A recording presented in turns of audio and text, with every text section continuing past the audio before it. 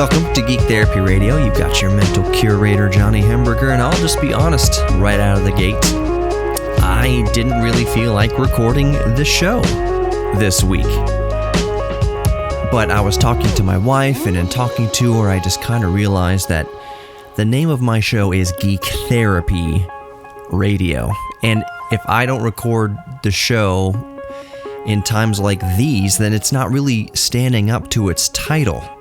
It's Geek Therapy. This is one of the reasons why the show exists, is why there's terrible things going on in the world, and conflict and uneasiness, that we have an outlet to vent, that we have an outlet to engage our geek things and engage in some joy where we can find it.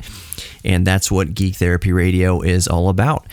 And part of that therapy aspect is that I don't stray away from topics that are concerning us. You know, there's one, of course I'm talking about Russia invading Ukraine. I try to keep these shows fairly evergreen if I can. For instance, I don't talk all the time about coronavirus. I don't talk all the time about coronavirus or Delta or Omicron or any of the variants. I try not to do that because I want people to go back, when they go back to listen to these episodes, not to be reminded of, oh, that terrible, stupid thing was going on at that moment. But there are certain events that it's okay not to have an evergreen show. As of recording, it's been 48 hours or so since Russia has illegally invaded the Ukraine, and it's understandably has a lot of people.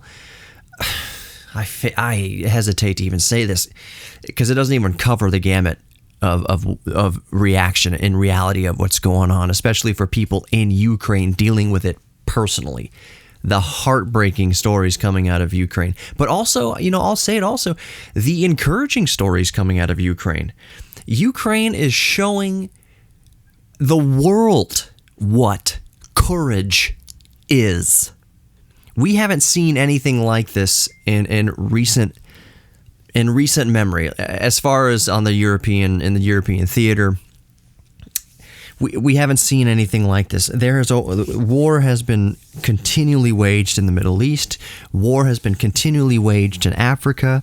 There are factions fighting each other in South America. El Salvador only recently has become more stable than it was over the past 30 years. There's conflict everywhere. The most recent conflict right now is Ukraine. And the courage that's being shown in Ukraine, this is really weeding out the patriots in our country, in the United States, from the frauds. Basically, it's really weird what's happening. And I'm not calling out anybody out specifically. I mentioned on my Twitter that through this conflict, one of the side effects that's going to occur is that a lot of people listening to this radio show and a lot of people listening to radio and watching TV in general, a lot of the personalities you enjoyed over the years are going to be revealing themselves as frauds and anti-patriots. That's just the reality of what's going to happen. You're going to be cruising through your Twitter feed, you're going to be listening to your radio, you're going to be watching TV, and a lot of these personalities you liked over the years are really going to go down with the ship, towing the line, preaching their division and really anti-patriotic tripe. That's what it's really going to turn into. You're going to realize that as you listen to this person doesn't actually have my best interest. This person actually is not a patriot at all. They don't stand for freedom. They stand for division. They're lining their coffers. They're getting rich by sowing division in this country. Just look at their Twitter feeds, listen to their radio shows, listen to their TV programs. The frauds, they will be revealed. And I don't want to make this segment about that, but I just want to let you know that if you feel like that, if there's somebody you're listening to or watching that just kind of like, whoa, this guy is, or girl is a complete fraud. They have used patriotism as a tool to hijack our mentality and get our money. That's basically what's been happening for the last several years, and more so. I know it. I've spent 12 years in this industry. I've seen it. I've seen the selling out. I've seen the frauds gain bigger and bigger audiences. I know how this machine works, and I know that I will never, ever be successful on this format if I don't toe the line, and because I don't toe the line. I know that for a fact. I am not going to get the sponsorships. I am not going to get the listener base. I am not going to get the attention because I'm out here lone wolf on the weekend calling out frauds. Not specifically, because I can't do that. And there's still a small chance that hopefully it won't happen, that hopefully there'll be a change in tune. But I'm just saying, if you are listening to the radio or watching TV and these personalities that you used to really care about, it's becoming more and more evident that they've basically hijacked your ideals over the past several years, and they are actually not patriots. They actually do not stand with the common man. They actually do not stand for the cause of freedom, that all they do is line their coffers by sowing division and turning us against them, turning neighbors on neighbors. The most egregious things I've seen on Twitter, and I gotta stop doom scrolling, one of the most egregious things I've seen on Twitter is using the Ukrainian-Russian war to stir division. Basically saying that, hey, your neighbor who voted for Biden, your liberal neighbor, is why Ukrainians are dying. That type of evil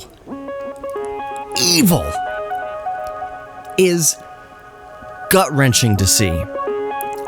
Those are the frauds. Those are the frauds. More Geek Therapy Radio. Don't go anywhere.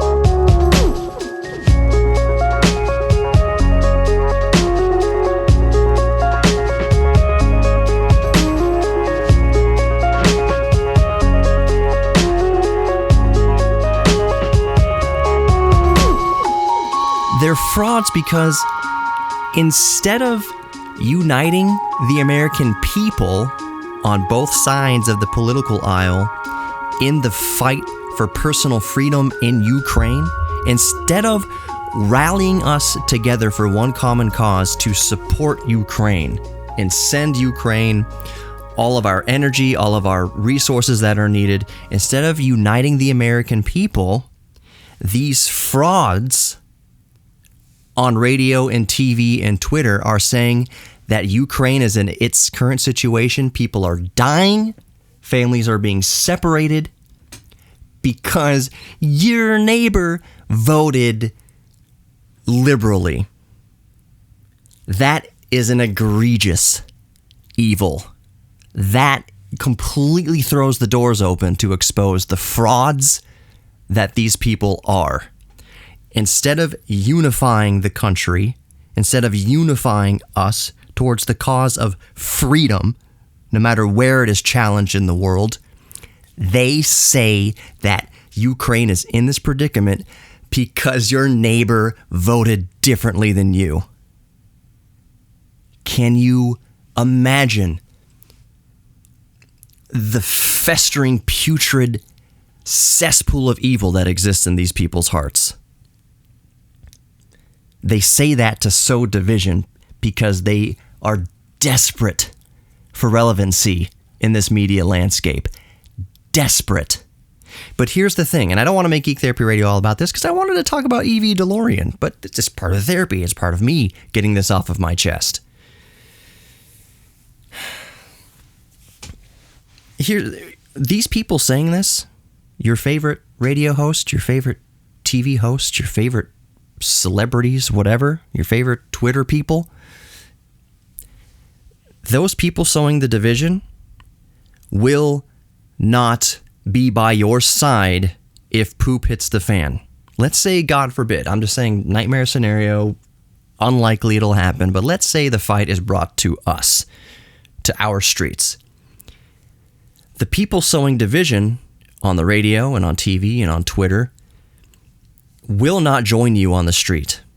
They will not give you safe harbor in their gated communities or high-rise apartments either. They absolutely positively will not.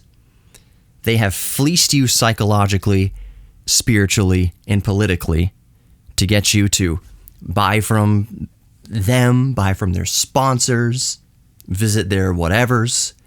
They've hijacked you mentally, spiritually, emotionally, and politically. So that when it hits the fan, and you're looking to your left or right for this media personality who got you all riled up, who said they're all about patriotism and we're patriots and da-da-da-da, they're not going to be there. They will have fled so long before the conflict happens, and if they're still here, they are not going to come out of their high-rise, and they're not going to come out of their gated communities to help you. They absolutely, positively will not. They will never, ever be by your side. Ever. They will take your money. They will tell you where to buy from. They'll tell you what to believe. They will hijack your beliefs, but they will leave you stranded to die in the streets if it comes to it. I don't want to say mark my words because I don't want this idea to ever be proven right. I don't want it to ever get to that point. I would rather take the heat for saying this than be proven right. I would rather leave it a hypothetical. I'd rather leave this rant I just went on as a hypothetical than to be right. And I pray that it remains hypothetical. I pray every day that it remains hypothetical. But the fact remains is, no matter if that hypothetical situation happens, hopefully it doesn't, that there's going to be a lot of people feeling disenfranchised. They're going to realize that these people they listened to and enjoyed over the years are frauds, that they are not actually in the fight for freedom, that they are not actually on the side of the common man fighting for freedom wherever they exist in the world, that they are just sowers of division, that they profit from strife. And if there is no strife, there is no profit. You're going to realize that these people are frauds and you're going to feel disenfranchised. That's what I'm getting at here. On the day that you feel disenfranchised, that your favorite media personalities have basically exposed themselves to be frauds, that you're not alone feeling like you're maybe wandering in the distance. And there's nothing wrong with it either. Just because you started to really see these frauds for who they are, and now where do I turn to? Because here's the thing. Both sides of the aisle, politically speaking, as far as discourse is concerned in the media and on social media, is horrible. Liberals are horrible. Conservatives are horrible. The perceived liberals are horrible. The perceived conservatives are horrible. As far as political discourse goes, it's all trash. So that's the thing, is when you become disenfranchised, well, I just realized that conservative media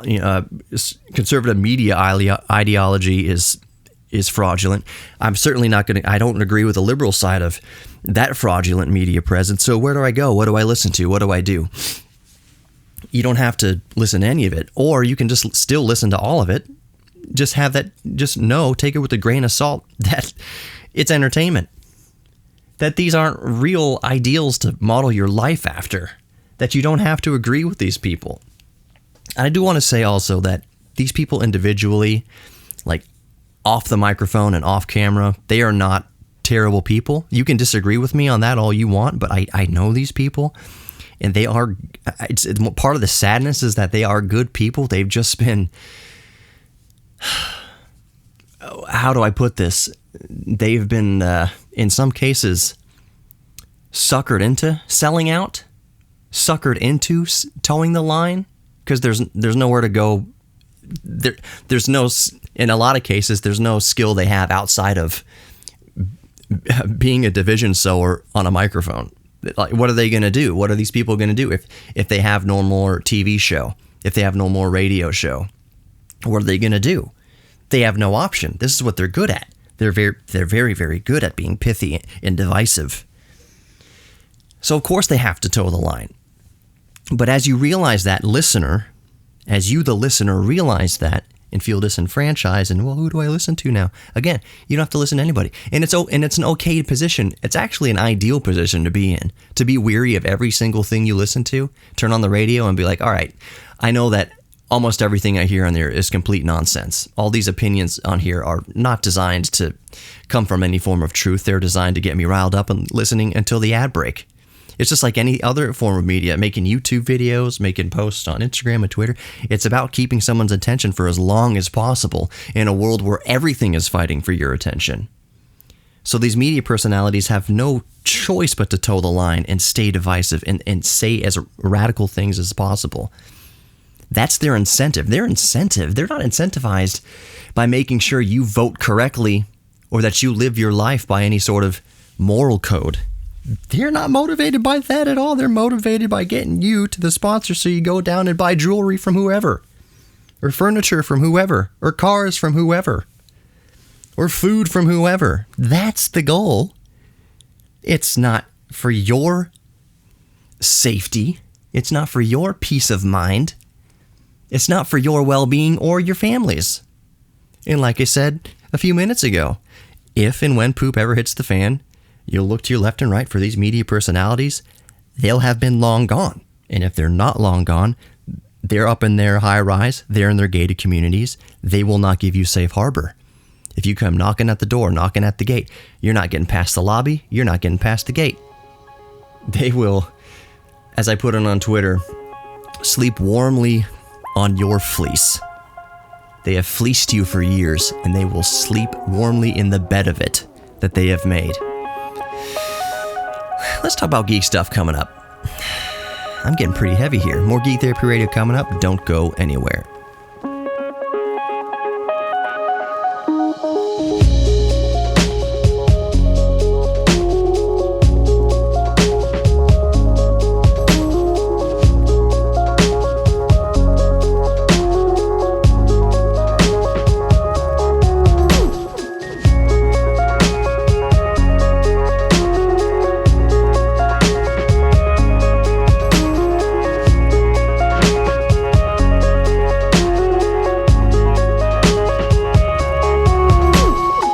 Welcome back to Geek Therapy Radio. You've got your mental curator, Johnny Hemberger. If that last segment wasn't the nail in my radio coffin, at least in this market, for this company, I don't know what is.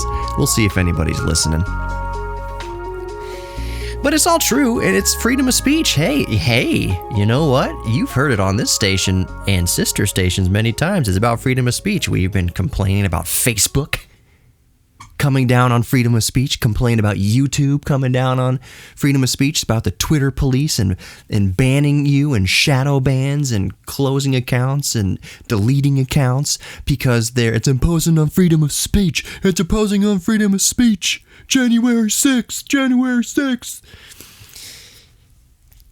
If I go off the air, how would you feel about that freedom of speech idea? Am I not free to voice my opinions on this corporate-owned media outlet? Am I expected to toe the line or else? We'll see. We'll see how long I stay on the radio. I would hope, though. See, here's the thing. But I know everybody at this station. Right now, I'm broadcasting on KPRC 950 AM. I know the higher-ups. I know my co-hosts. I know kind of the core belief at this station at 950 KPRC is that even if you're saying something that is highly disagreeable, that overall freedom of speech is what matters most, and my show wouldn't be on the chopping block for going for the throats of other media types. But we'll see. I'm ethically speaking and theoretically speaking, like I said at the beginning of the segment, we've heard about this argument of freedom of speech and all the discourse that's happened because certain presidents have been banned from Twitter and certain presidents want to start their own social media networks that don't work. By the way, it turns out it's hard to start a social media network. But the whole freedom of speech, I can't say what I want to say on YouTube. I can't say what I want to say on Twitter. I can't say what I want to say on Facebook. It's all censorship. It's all imposing on my freedom of speech. If what I said anywhere in this radio show offended you, do you want me off the air? And if you do, would you at least have to swallow your pride that you don't actually believe in the First Amendment, that you don't actually believe in freedom of speech, if I'm not allowed to speak what I want to speak on this radio station? If you think that I should be taken off the air for maybe calling out your hijacked ideology, would you at least accept that you don't care about the First Amendment either? That's a hypothetical question, but I pose that to anybody. I mean, liberal listeners, conservative listeners, anything like that. We all say that, well, it's all about freedom of speech, but we can't wait to freaking cancel each other over what disagreement of opinions. Oh, golly, the media is such horse crap. Such horse crap. So can we talk about geek things now? Can we lighten it up a little bit? I feel very therapeutic that I got a lot of this off my chest. And I needed to do that because I need to just get off Twitter for a while and Facebook for a while and stop kind of engaging in this terrible, putrid rabbit hole of political discourse. It's yeah. Y'all know my heart. So I saw something mentioned on Twitter, of course, recently about someone saying the reason why they hate the retro gaming community is like, this is why I hate the retro gaming community. It's because some tweet towards the flash cartridge creator named Crix out of the Ukraine. He makes these flash carts, and what flash carts are for the uninitiated, it basically lets you load an SD card of all your favorite video game ROMs onto a Super Nintendo flash cart, onto a Nintendo flash cart, Game Boy flash cart. In my case, I have a few of Crix's Game Boy EverDrives, they're called, and basically I have my entire Game Boy collection on an SD card, and I can play it on any Game Boy I want. That's what flash carts are, and one of the best manufacturers. It's like a cottage industry. Not really, because the Chinese do it all the time. But the really good one, EverDrive, is made by a guy in Ukraine, goes by the name of Crix. His products are amazing. He designs them and develops them himself, and I think he even builds them himself. Like I said, it's a cottage industry. But some other person on Twitter said, this is why I hate the retro gaming community. And it was a tweet towards Crix saying, so can we expect any shipments of EverDrives anytime soon? It's like, dude, his country just got invaded. He's hunkered down in his basement with his family and his kids, and you're sitting here tweeting at him wondering if you're going to get a video game from him? So hate is a strong word. I don't hate the retro gaming community at all. I think people use the hate word way too willy-nilly. They don't really know what it means. It's not a word to be taken lightly. So I don't say that I hate the retro gaming community. Obviously, I do not. I am a firm member of the retro video game and emulation community. But I do understand the sentiment of this person calling out the other guy for wanting to know where his video game was.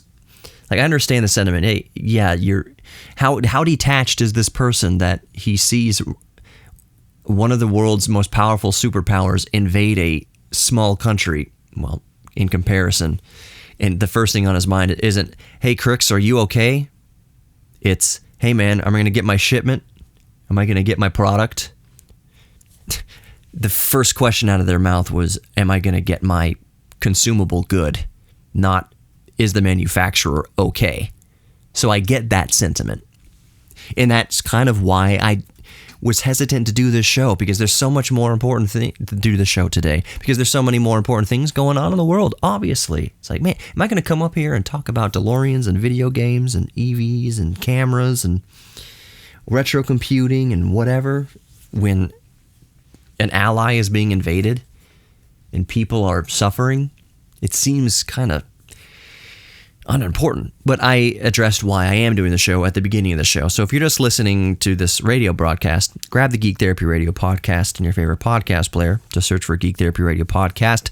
Look for the red, white, and black color scheme and hear my motivation for actually recording the show today. So let us move on to kind of something lighter, much, much lighter, and understandably and agreeably insignificant to what's going on in the world today. Let's talk about the insignificant topic of the new EV Delorean that's going to be revealed at Pebble Beach later this year. So I don't know specifics. Months ago and over the past couple of years, I have had the Delorean Motor Company on the show once or twice to talk about the new Delorean. I don't know if the new gas-powered Delorean is going to happen anymore. I don't know. We've talked about it as like, it's going to be a 400 horsepower V6. It's going to have an upgraded suspension. It's going to be this cool thing. I don't know if that's happening anymore. And I wouldn't be surprised if it doesn't happen. What we are confirmed in is that the new Delorean, completely new from the ground up, no parts from the old DeLorean, is going to be an EV, that the Delorean Motor Company is for a fact going to be resurrected as an electric vehicle company. And that first EV is going to be, sports car is going to be revealed at Pebble Beach, which is awesome. I have several dream cars. I used to think, and to a degree I still do, I own my dream car. I have a 1983 DeLorean, but my other dream car was a Audi R8, like a 2008 through 2012-ish or whatever, first generation, maybe second generation, Audi R8, 6-speed manual transmission, six speeds, 3 pedals as God intended. But now I'm thinking about my garage. I'm thinking about Lauren the DeLorean, on the right side of the garage, my 1983 DeLorean, and I'm thinking on the left, how awesome would it be to have the EV DeLorean? How awesome would it be to have 2 cars in the garage, one EV DeLorean and one original, completely unmodified stock DeLorean? But that got me thinking, and I got into a discussion with my nephew the other day, Spencer, who I've had on the show in the past and I'll have on the show in the future. I said, how much do you think the new EV DeLorean is going to cost? And that was a very interesting discussion. It was during the Super Bowl when DeLorean aired their little kind of small spot, their little hint spot during the Super Bowl. It's like, how much do you think the new EV DeLorean is going to be? So let's talk about what the new price is probably likely going to be, and let's talk about the price of the original DeLorean too when it came out, and some performance stuff. More Geek Therapy Radio coming up. Don't go anywhere.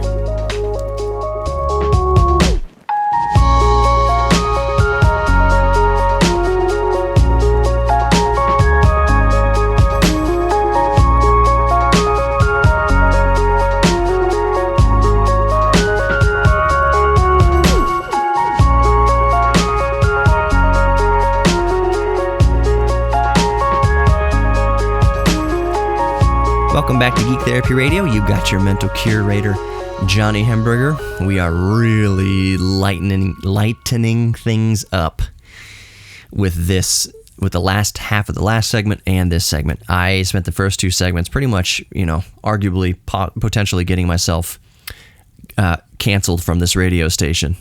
So if you want to hear me venting very therapeutically in the first 2.5 segments, go back and grab the podcast. Geek Therapy Radio podcast in your favorite podcast player. Just look for the red, white, and black color scheme and you're good to go. You can also go to geektherapyradio.com, get all the information there. Geek Therapy Radio on YouTube, Geek Therapy Radio on Twitter, all that good stuff. Just no matter where you're looking for Geek Therapy Radio or the Geek Therapy Radio podcast, just make sure that you see the logo or whatever. It has a red, white, and or black color scheme. That's how you know it's me. And can I take this moment before we get on about DeLoreans again? I really, really want to thank my, hardcore conservative listeners for sticking with me. I know not all of you have, but there are some that are quite conservative that understand to take opinion with a grain of salt and that we're all different. And that doesn't mean that we have to hate each other. That doesn't mean that we have to dislike each other on a personal level. I have followers and listeners that are conservative, that are just right wing, like they are right. Not correct. I'm not saying necessarily correct, but I'm just saying, they land on that side of the spectrum, on the right side of the spectrum. I also have even more listeners on the left side. Hopefully I have a ton of independent, people in the middle, just like me, that just kind of think both sides are schlock to some degree in certain opinions. But I just want to thank my conservative listeners, because I've gone to the throat of right-wing ideology, I think, more often than I have of left. The most I've ever said about the left is that I took opposition to the Green New Deal, which doesn't mean I take opposition to environmentalism or saving the environment or being good to the environment. It just means that since something like the Green New Deal is in the hands of politicians, that it's crap. It's not going to be in the best interest of the planet or people. If politicians have their mitts on it, it's not going to be what environmentalists think it is. So that's the issue I've taken on the liberal side of things, and I've more recently taken issue with things on the conservative side of the spectrum. So I want to thank my conservative listeners who have stuck with me and who just understand that we have differing opinions, but that the whole motto of the show is that we're all geeks about something, and that is the common bond we have. So that no matter where we line up politically, we all love Star Wars and comic books and computers and video games and classic cars and audio stuff and cameras and monitors and art and music. We have so much more in common. And I just appreciate conservative listeners and liberal listeners for understanding that, hey, we have difference of opinions. Doesn't mean that we hate each other. That our difference of political opinions is just one little tiny inch of our totem pole of what actually unites us and what we actually care about together. So anyways, thank you all for sticking with me and letting me vent from time to time. I want to keep it real. I don't think so. There's a phrase that gets tossed around a lot: stay in your lane. I understand why big giant media groups, like more independent media groups, I'll use like MKBHD or Linus Tech Tips, for example. They can't really stray out of their tech lane and get too involved in politics. They can't, unless it's a really huge major event like Russia invading Ukraine. It's not in their best interest. It's not in Linus's best interest or Marquez's best interest to get political or to take a side on things. It's just not. It's not. It doesn't behoove them financially to pick a side because sponsors will leave them. That's just the way it is. But on my show, I have the luxury of not having a ton of sponsors. You don't hear in-content ads on my show. You hear radio breaks that the radio station plays whatever commercials they play in here. But you don't hear me saying, hey, Johnny Hamburger here, Geek Therapy Radio here for whatever VPN provider or whatever NPFT distributor. I don't even know. You don't hear me say, I don't have any show sponsors, so I get to say whatever I want. And if there is a sponsor out there that just wants to let me say whatever I want, hey, I'm all for it. But I have not actively put, effort into seeking those sponsors out. I kind of used to at the beginning, but I don't really now. I've got a decent job, and I just am not really motivated to go out there and convince somebody to sponsor the show. But if you do want to sponsor the show, if you're all about freedom of speech and the First Amendment rights, and that I may say something that you as the owner of your business might disagree with, but you're okay with that, you still want to sponsor the show, I'm all for it. If we can be adults and clasp our belt buckles and hike up our pants and be adults about things and understand that there's differences of opinion and that you want to sponsor a show in which I may say something that differs from your opinion, hey, sponsor the show. I'm all about it. GeekTherapyRadio.com. Let's start talking. Anyways, so the DeLorean EV and the discussion I was having with my nephew Spencer. So the little snippet played on the Super Bowl. I watched a little snippet ad all over the internet of the dreams. What is it? Dreams were never guaranteed or something like that, hinting at the new EV DeLorean that we know definitely is confirmed will be revealed at the upcoming Pebble Beach. I said, Spencer, how much do you think that car is going to be? And he initially said, his initial response was, well, I hope it is in the kind of the same spirit of the original DeLorean. He's a teenager, but he knows the history of DeLorean Motor Company sometimes better than I do, I feel. He's like, well, I hope the price of the EV DeLorean is in the same spirit of what the original DeLorean was supposed to be. So the original DeLorean, it's the DMC-12, and the 12 came from the price that it was supposed to be. The original DMC-12 that came out in 1981 was supposed to be $12,000. Obviously, we know from history that's not the case. They stickered for $25,000, and then there was so much hype around them that I think they were sold up towards $40,000 in 1981 money, which is crazy. So he said, I hope it's kind of in the same vein, that it's going to be it's going to be more affordable kind of EV sports car for the people. He said, 12 grand maybe, but up to 25 grand is more reasonable for modern marketplace. And I said, I completely respect and I agree. I would love if the new DeLorean EV was going to top out around 25 grand, be an affordable, EV for the masses. But I said, it's just my opinion that it's probably going to start at $125,000. And my reasoning was that this isn't a huge manufacturer like Ford or Tesla that can pump out thousands of these things. This is a niche, I use the word again, cottage industry, where they're going to be pumping out a few dozen maybe at a time, a handful at a time. And there's going to be people willing to pay any amount of money for these very rare, low production vehicles from a very hype company. So I think it's going to start at $125,000, and I think it's going to be the same kind of thing that we saw with the C8 Corvette, in that it's going to sticker, this Corvette, $60,000. You are not ever going to find a Corvette anytime soon for sticker price of $60,000.